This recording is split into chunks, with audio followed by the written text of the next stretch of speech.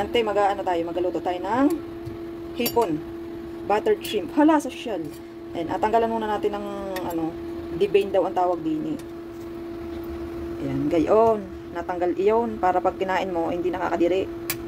Yun yata ay, Ayan, tapos tanggalan natin ng ganari, sungot-sungot baga. Para pag kinain mo, hindi na nakakaapiki.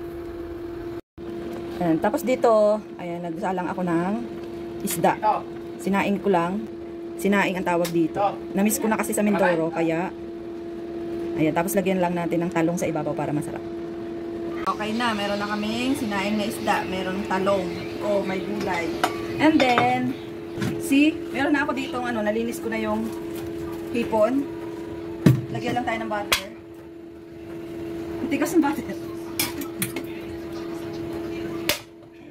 Tunawin lang natin i-rate. Garlic. Bawang. Pagbaywan. Ayan. Pinekos-nekos nyo lang ganyan. Ang likot naman naman. First na, Ang likot na kawali. Nekos-nekos lang mga ante.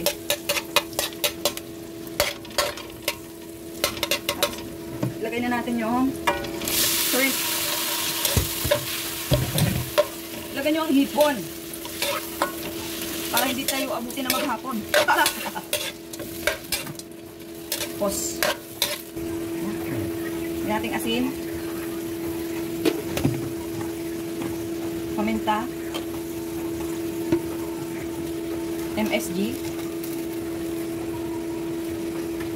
Haluin ulit natin para lumasa. Ang galing ng chef nyo. Kala nyo Kala nyo di ako marunong magluto. Pero ito lang talaga yung alam ko luto.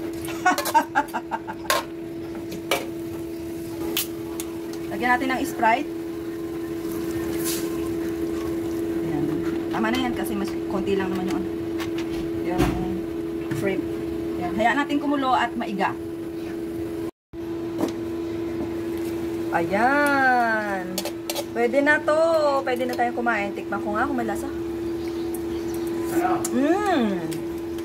Okay na. Pwede na to. Tara, kain na.